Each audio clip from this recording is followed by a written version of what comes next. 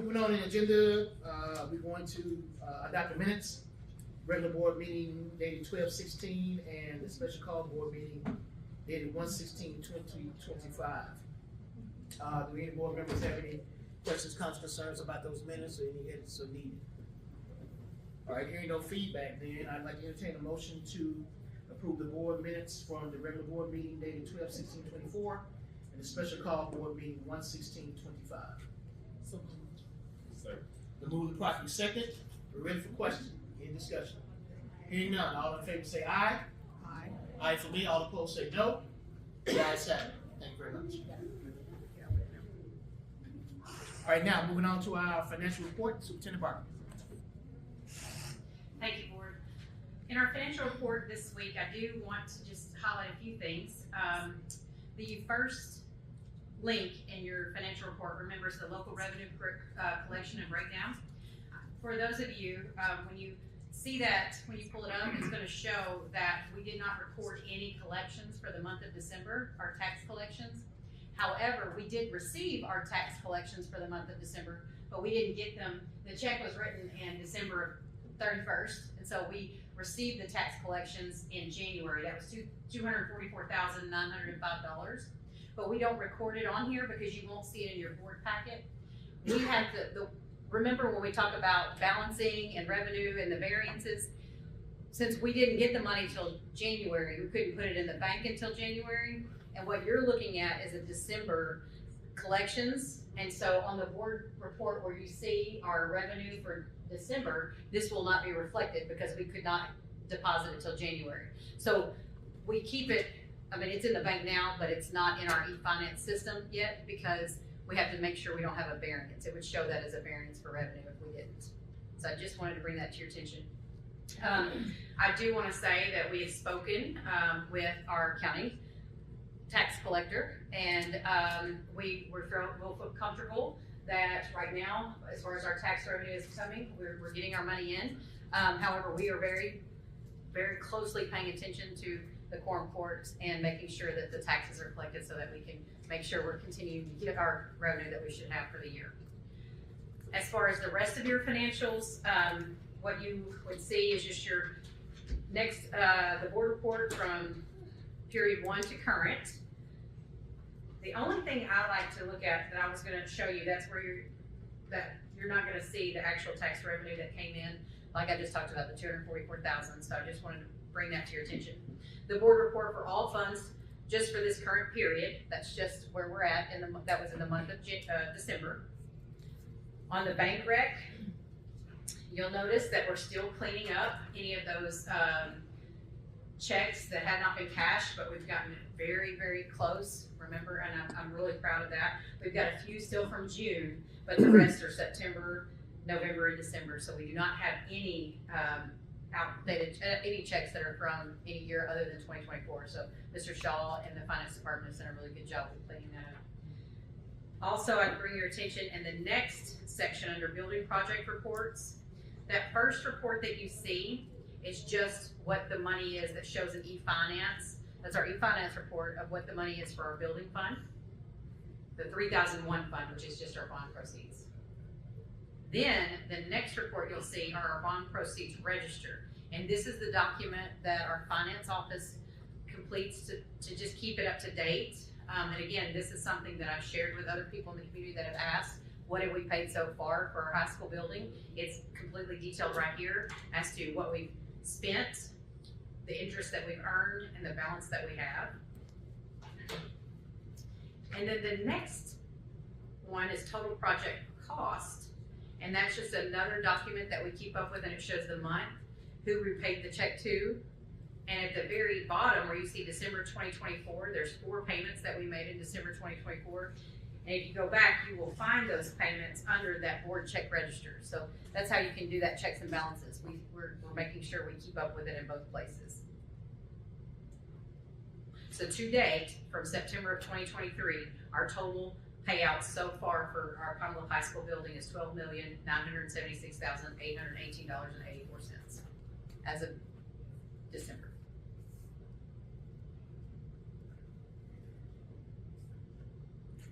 All right, thank you, Superintendent Bobby, for that report. At this time, I'd like to entertain a motion to approve the financial report for December 2024. So moved.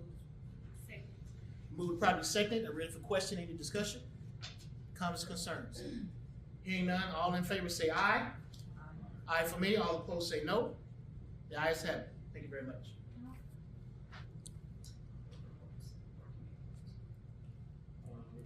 Okay, board committee reports. I guess I'll start from the executive committee and also from the finance committee. And coming into 2025, we decided as a board that finance was so important that everybody serves on the finance committee. And we want to use that opportunity to learn, to make sure we understand the budgets, to understand how we can keep those checks and balances and maintain fidelity of our resources. So we had a training, a very extensive training, and I want to thank Superintendent Barbie, I want to thank Ms. Jamie for training us. We had exercises, we had tests, we had write-ins, and we're going to continue to do that as a board to really know what's going on with the finances. Because I just believe, and the board members believe, that the more you educate in the subject, the better you can serve in this capacity. And so we were excited about that, and I thank the board members for taking their time in the evening to come out to get that training and talk about some of those things, so that when we talk to the public, we can kind of explain some of the things that's going on, and we also can dispel some of those rumors that may be going around that are not true, and being transparent and honest with you about where we are as a district financially and where we're going to be going forward. And so that's my report for finance. From the executive side, I want to let you know we had an opportunity. I got an invite from the ASBA to go speak to the Blytheville School District. The state of Arkansas is watching us and watching our board. Remember I told you about professional, purposed, and poised.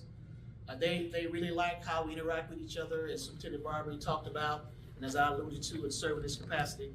So now we're starting to go out and talk to other boards about how to maintain that same camaraderie, to maintain that same professionalism. So I had an opportunity to do that on Saturday, to speak with the Blytheville board, to encourage them as they are moving forward in their initiatives to support the students in their area, and I was thankful for that opportunity. And thank you, Superintendent Barbary, as well as for the ADE for that invite. And so that's a couple of reports that I have from that side. Next up, would you like to do Dr. Coleman with facilities? Yeah. Okay. Good afternoon, and I want to give you all an update on our facilities meeting. We had a meeting last Tuesday, and some things we discussed and actually have moved on is we purchased HVAC equipment for James Matthews, and secondly, we're going to have to replace and repair some of the HVAC over at the junior high school, so both sides of the street. So we're working on that. I guess the new items are, we're looking at preliminary improvement plans for the football stadium. So we're just in the infant stages, so we'll probably have another report for you on the February or March. Yeah, probably February or March meeting. We haven't decided yet. And last but not least, I'll talk that East Harding give us an update on the progress of the high school.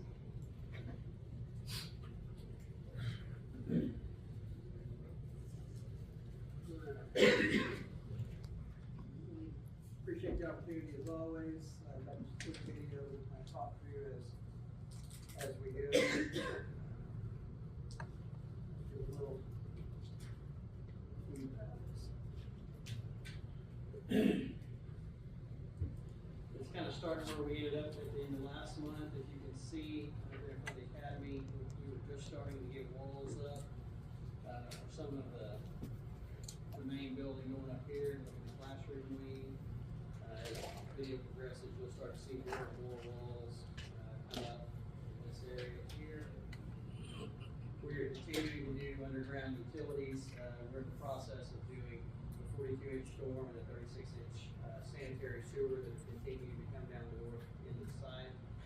You'll kind of see the work going on through here. We are using some rock to backfill some of the areas.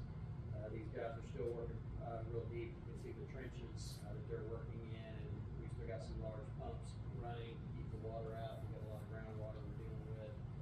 If you look real close, you can see a guy standing down in there, a few more up here on top. This is part of the installation process for the heat utilities that we're still doing on the north end of campus.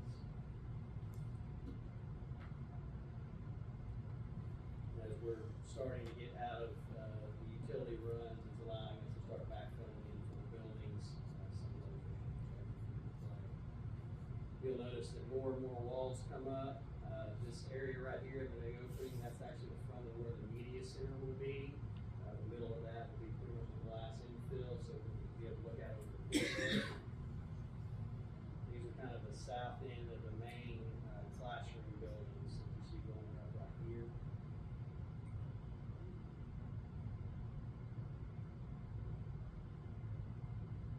And then this is over in building A, which is the auditorium. We're working on footings and getting plumbing in over there. You can see the guys carrying some rebar mats.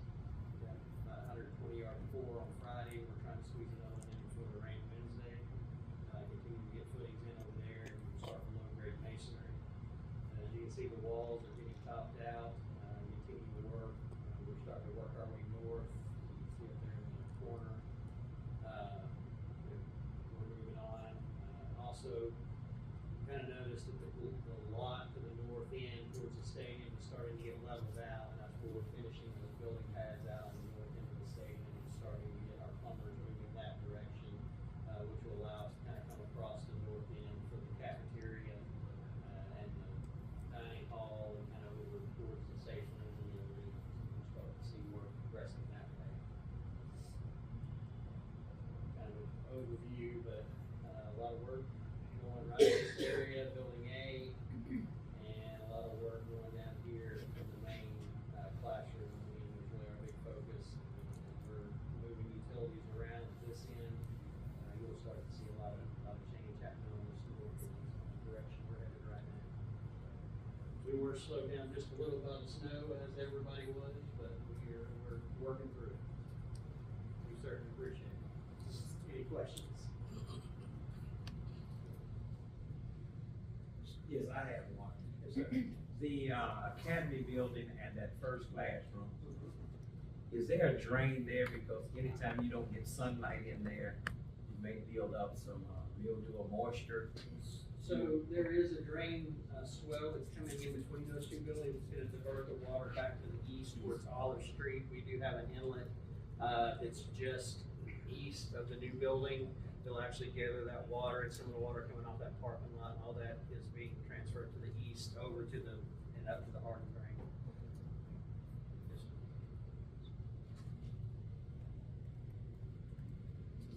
We are, one of the things to note, we are fencing in the parking lot that's to the south of 11th. You may see that coming up. We're getting ready to start storing some materials over there.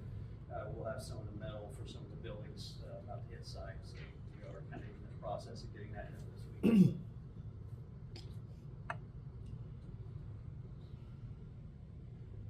Any other questions? All right, appreciate you. Right, thank you, Dr. Coleman. Director Edwards, do you have a report from your committee? Yes, so I had the pleasure of my committee working with Ms. Rawls, and she had called me on Friday to pick a math curriculum. And so at this point, I'll let Ms. Rawls talk a little bit more about that. So I say we, but she and her teachers that she picked to do so are now, they've seen the presentations, moving forward to picking one that's just right. So we had, we narrowed it down to 6 resources, and each of those resources, those companies came and presented to the team and provided them with other resources and templates to look at so we can make a decision. And we hope to make a decision by the end of the week. I'll push out a survey to the teachers and ask them to choose which one they prefer, and then we'll take the one with the majority vote. So just to add to that, all of the presentations were just top notch. And the teachers that she picked to be on this selection committee were very well versed in what needed to be specified for our students. So and when she's saying narrowing it down, it was very like close, cause some of the curriculums like were so closely related. But they are doing a phenomenal job and have no doubt that we'll get that right.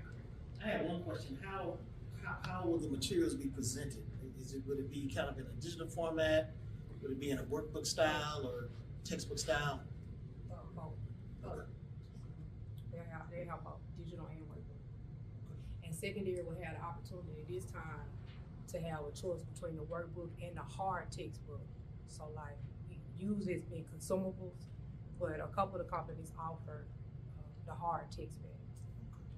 Because I think that's important, you know, when you can do that work and also see the examples in a digital format and also see the examples for solving a problem in a kind of a paper format. So thank you for sharing that. I have a question. What grades is this? Okay. So we looked at K through 12. Some of the curriculum may be split, cause depending on which one we go with, some were specified to K through 8, but then there's also like that high school, edition, but, they'll cover one that will take care of everybody. Anything else? Director Edwards, anything else, Ms. Rowe? Thank you so much. All right, Director Lockett, legislative liaison, do you have any updates for us? Yes, sir. I'm still watching everything that's going on in session in Little Rock. I'm doing some reading every day to understand, but mainly watching the Learns Act, seeing what changes they're gonna do with that. So far, nothing has been voted on, so we're still in good shape. And also, the second thing that I have is I want to give some recognition to Principal Curls at the Southwood School. We have a meeting at the City Hall for our directors, and they sent over a group of ladies with their with teachers, and they have served us. They helped with the games. They were very studious, and when they was pulling tickets, it was very crafty. Yeah. So we want to thank them for that, and also for the anti-bullying campaign. I believe that was in December that they were doing, and I wish I had known about it that day. I would have came over. So the students participated in that. So we want to thank the Southwood school and staff and the principal for these things that are going on.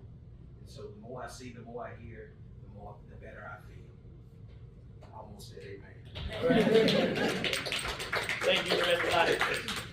Did I miss any committee chairs? Director Whitmore, I think he's over health and wellness, and he's absent tonight, so. He is absent, however, I do know he attended. We had a district wellness meeting last Thursday via Zoom. I think there were some people in person as well, but he did participate in that committee meeting. I'm not sure, I think he would be willing to talk about his update with the board at the next meeting as well, but I know he was present for that, which was good. All right, any other questions, comments, concerns, board committee reports? All right, moving on to PPC.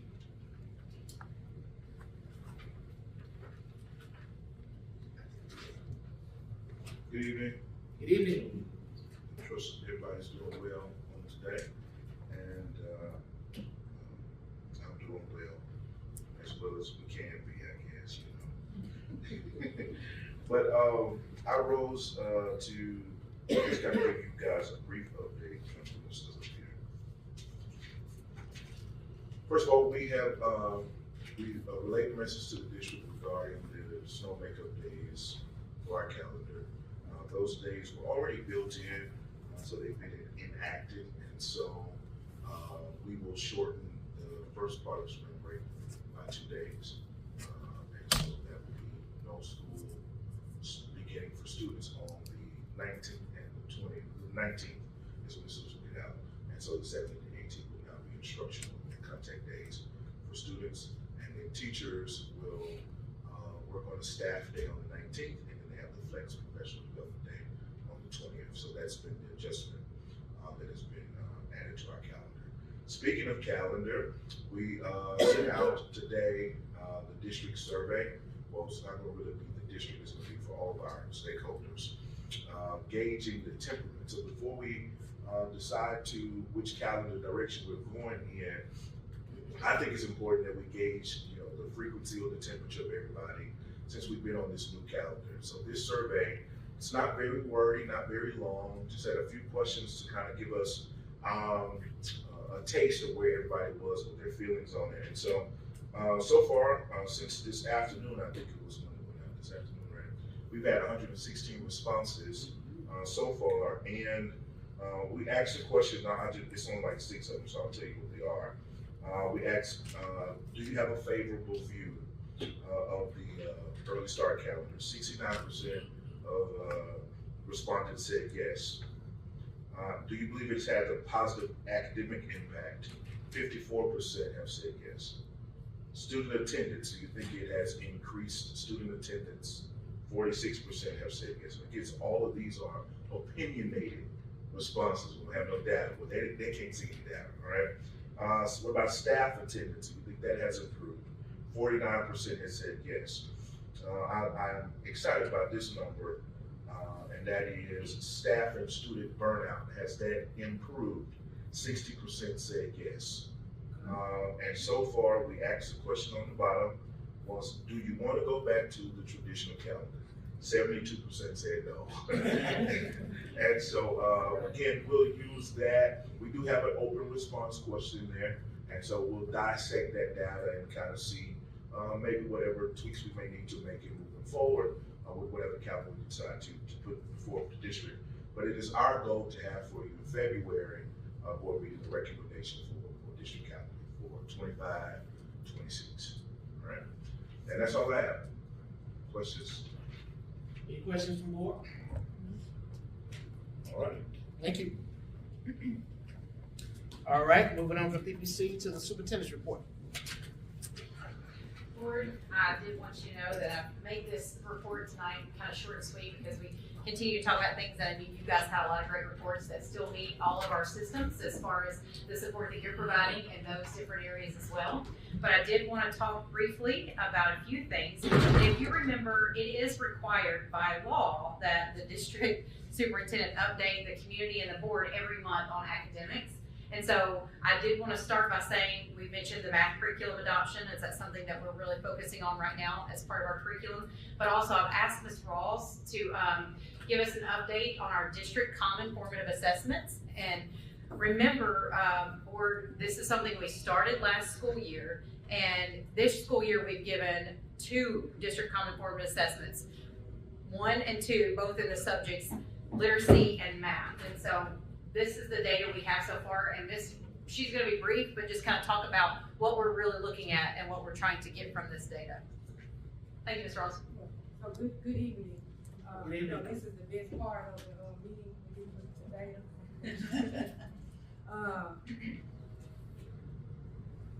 And so this data tonight continues to show the story of how much school is. Like Dr. Already just said, this last year was the first year that we did district common formative assessment. So it wasn't something that teachers and staff were familiar with, including the students. So what you're looking at is what's in black is the current school year, and what's in blue is last year's assessments. And what you notice from the data is, guess what? We're growing. We are growing from last year to this year. You will see that in the majority of the grade levels, every grade level grew. You can look at starting with third grade. Third grade were like 21% from the third graders we had last year compared to the third graders we got this year on the district components of assessment. And you can see across the board, 3rd through 12th grade.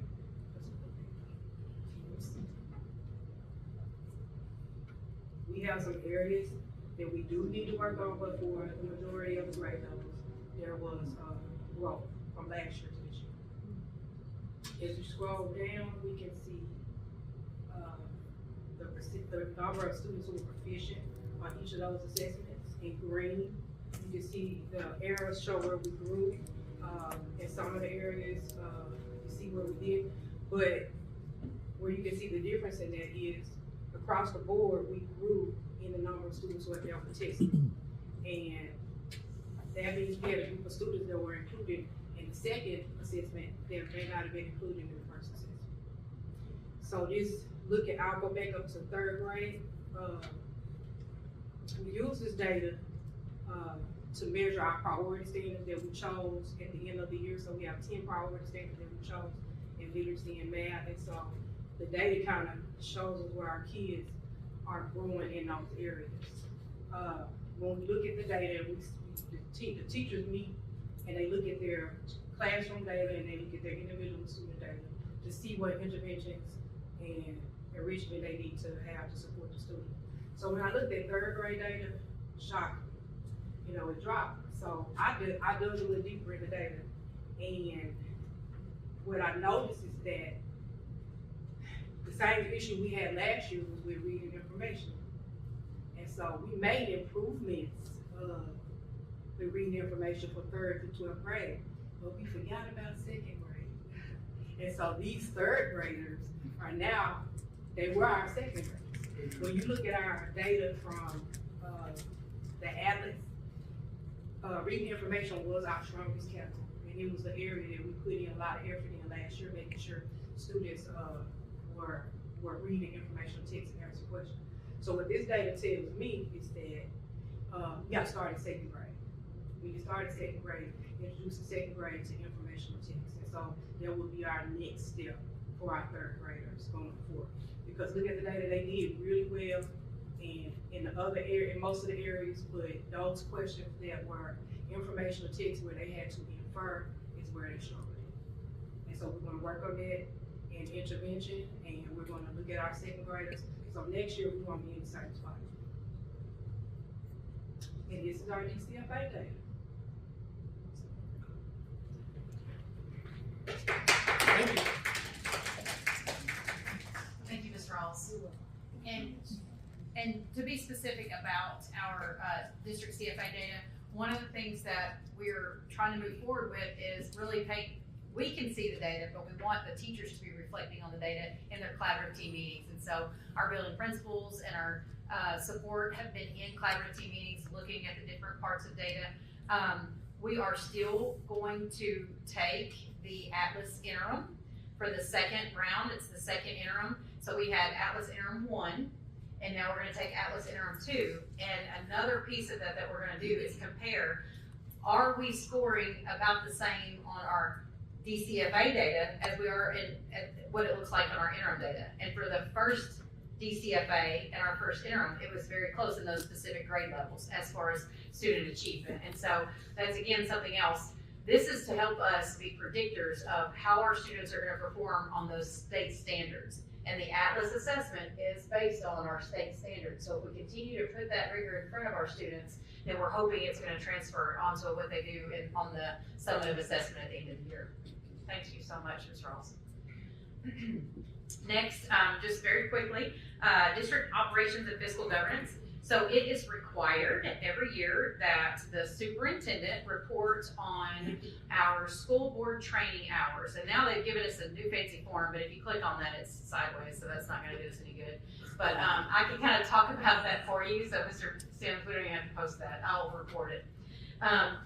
As you know, board, you guys have been attending different trainings and different things, but the law says that it's required for all new board members to receive at least 9 hours of training the first year after they're elected. And so in the year 2024, we had our board members in the school year, well, let's start with 2023.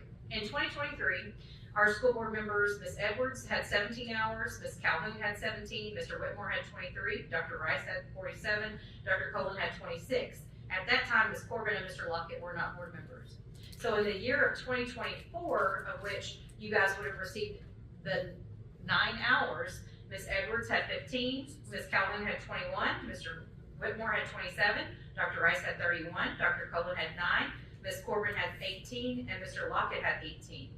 And so you all exceeded what you had to have, because now you're no longer specifically new board members except for Ms. Corbin and Mr. Lockett. So you still have next school year to be able to get 9 hours as a new board member. It's the year after you're elected, so you're already ahead of that. So that's very positive. But I do want to share that in the school year of 2024, our school board, you all, earned 139 hours total of board training. And since you've been board members, and this does not include, of course, Ms. Galache and Dr. Broughton, but those that are on the board right now have accrued 269 board training hours over the past 2 years, and so that's very commendable, and I'm proud of that. I hope you are as well. As far as facilities and transportation, I will say this, District Operations and Governance Board, I am on the governance committee for the legislative committee sessions, and so the governance committee of superintendents, that is, and so I represent our area, our co-op area for the governance, and so the legislative meetings are every Wednesday at 1:30 in Little Rock, where we look at, as superintendents, look at any new bills that are coming up that have to do with education or how it might affect our school. And so there are 3 committees. There's a curriculum and instruction committee, a finance committee, and then the retirement and governance committee. So I represent the retirement governance committee. So we met last Wednesday as a committee with all the superintendents, and just that, we go over the upcoming bills to decide how we read them, what do we think we're gonna support them as superintendents, are we gonna oppose them as superintendents, are we going to not have an opinion on those at the time? Are we just gonna table them?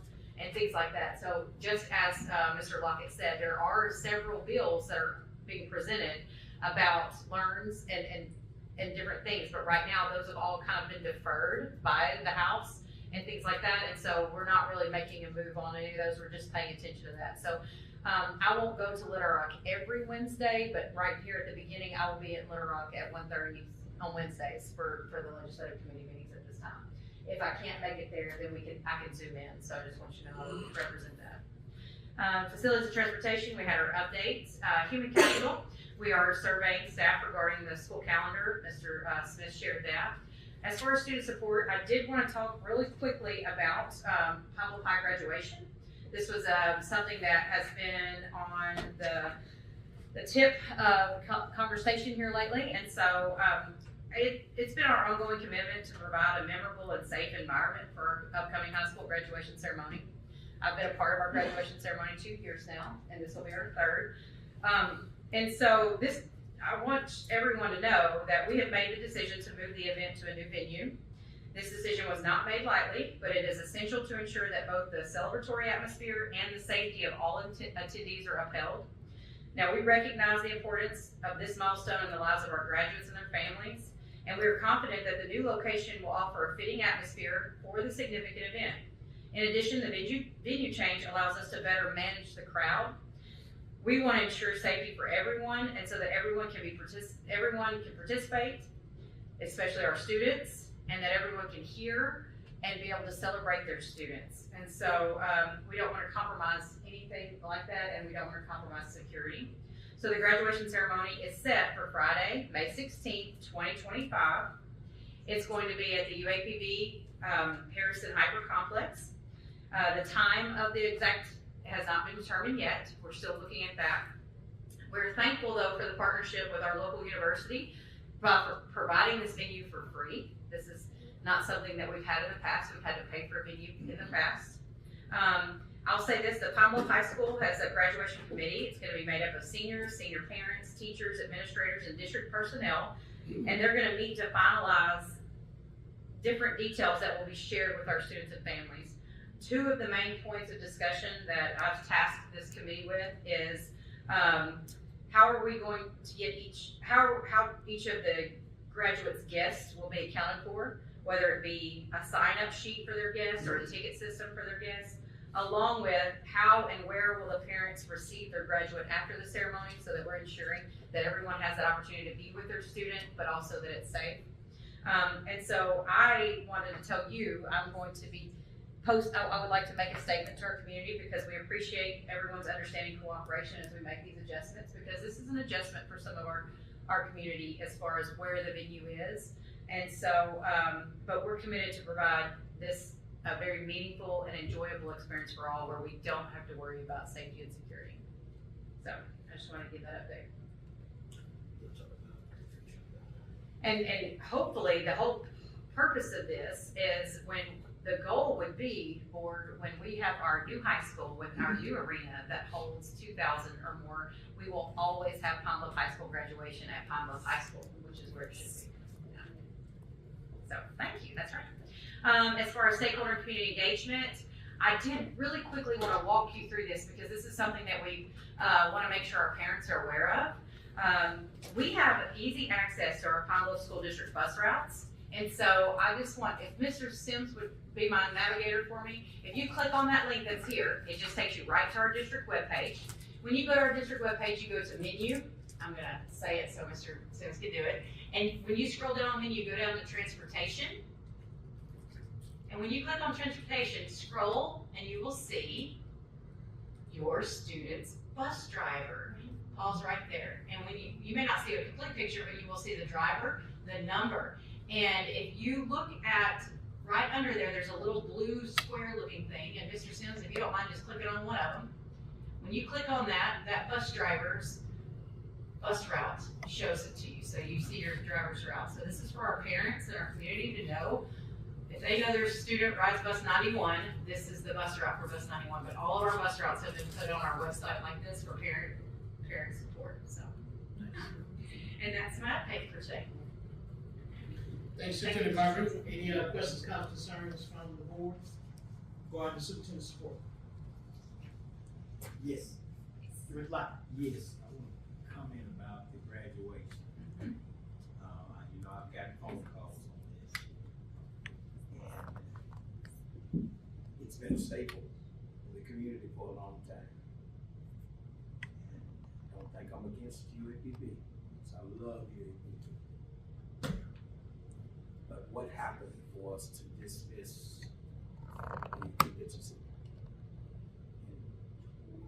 Whatever it is, I think that we may have not been getting the right package if it was the sound system, if we didn't have security. Because I found this out today, I did some research and talked to some people. There are packages that they sell with anything that we need. If it was a sound system, you could add more speakers, like on the floor, right? But the constituents that I've talked to is very sad, very sad. So I'm just relaying that because I know they're reviewing this to let you know what is happening. I appreciate you for sharing that with us, and I appreciate those members, the community members, for sharing that with you. It wasn't an easy decision. It was a decision that, as the superintendent of the school district, I feel responsible for every person that attends our graduation. And the last 2 years that I've been the superintendent, I felt like I had let our community and our parents down for the way that it was handled and just the lack of being able to manage the people that are attending the ceremony. We do know for a fact that some people attend the ceremony not in positive intent to be there for the students. And that's only from the 2 experiences that I've had, which does not go as far back as those constituents. I myself graduated from Pablo Convention Center as a graduate. And so I do understand that it has been a thing of the past.